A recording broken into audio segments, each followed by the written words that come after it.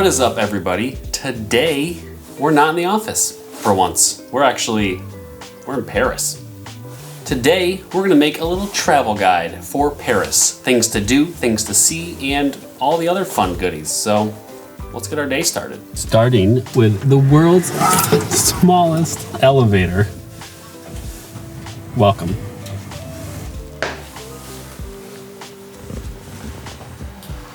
All right, so first things first, you're gonna want to use public transit, mostly the subways or buses, etc. This is going to be your cheapest option and easiest option to get around. The way you get around is just use Google Maps to get from place to place with public transit. It'll tell you exactly which way to go, which train to get on, which bus to get on, and they're generally really easy to find and make sure you get on the right one. So it was very easy to use. It's very cheap. It's like $10 per day or $12 if you just do one day. It's cheaper the longer you have the daily passes for. So it's not expensive. It's easy, and I would highly recommend utilizing the public transit to get around. It also felt pretty safe. I didn't feel like super unsafe even carrying around a nice expensive camera. So it was pretty good. I would recommend taking public transit. Ubers and taxis are just going to charge you way too much comparatively. The next thing is places to visit, things to do, things to see. There is a lot to do in Paris.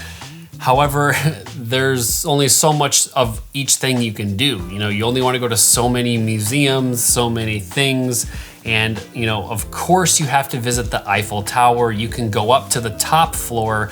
Fun fact, when we went, it said the very top floor was closed. However, when we got to the ticket counter, we asked them and it said it was open. So I don't know why they had big red signs everywhere saying that the top was closed when it was clearly open, but it doesn't hurt to ask if you go when it's closed. You can go into the area with the Eiffel Tower for free. To go up the Eiffel Tower, it costs some money. It is worth going up. It's really cool. It's a very scenic view. Sunset is also a great time to go.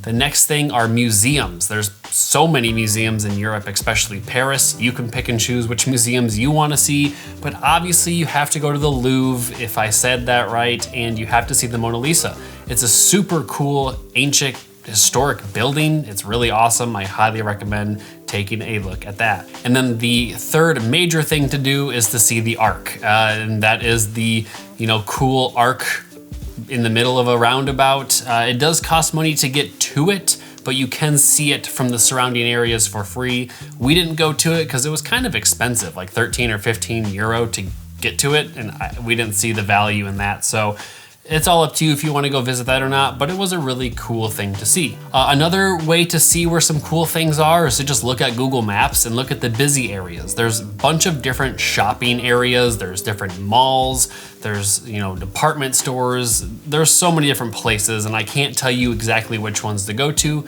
because it all depends on what you like to do. We're not huge shoppers, so we didn't go to all of the stores, but we did go to a few really bougie malls, and we weren't a huge fan, so we left. We went in December when it was extremely busy, so there was just way too many people. We did not expect it to be so busy. And then lastly, if you do go in the winter around December time like we did, I would highly recommend checking out the Christmas markets.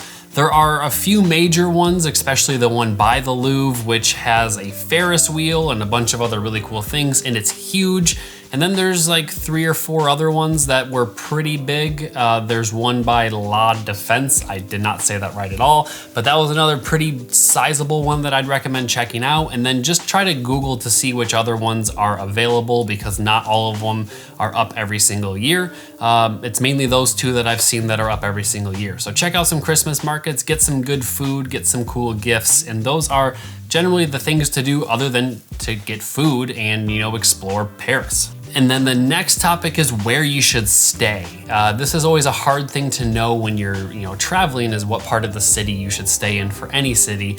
We stayed over by the Eiffel Tower, which seemed to be far away from basically everything, but it was less expensive, but you are close to the Eiffel Tower, but you're only gonna visit that once. I would recommend staying more central Paris over by the Louvre, because that is going to be basically near everything. It's going to be the same distance to get to any of the major things you're gonna wanna do. And that's really my recommendation. The further away you stay from the center, the more pain in the butt it will be to see certain things, or the easier it'll be to see that one specific thing, like the Eiffel Tower. So just keep that in mind when you're looking at places to stay. But other than that, those are really the main things. I'm not gonna tell you how to experience Paris when you go, so this is a shorter video. But I figured it might help to have a little bit of advice as to how to get around, where you should stay, and the basic things to do. You probably already knew the first three things with the Tower, the Arc, and the Louvre, but there are a bunch of other really cool things to do, like the Christmas markets, some shopping, some walking around, seeing the historic areas, and seeing all the really cool buildings. A lot of the buildings in Paris are fairly old, and it's really cool to see. And then obviously checking out some really good food. I wanted to interrupt this regularly scheduled program to show you Cuts. Obviously, come on.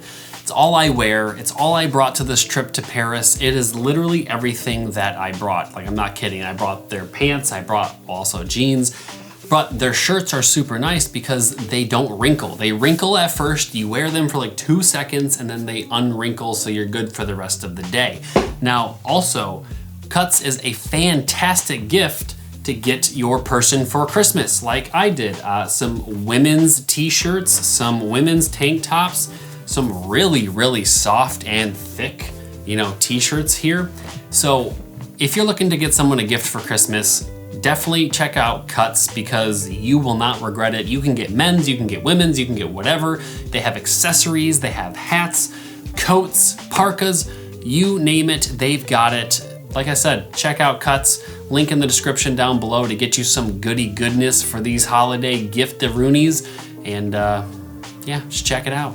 But that's really it for this video. I hope this helped you travel to Paris and see yourself around and get around easy. But that's it for this one, and I'll see you on the next one.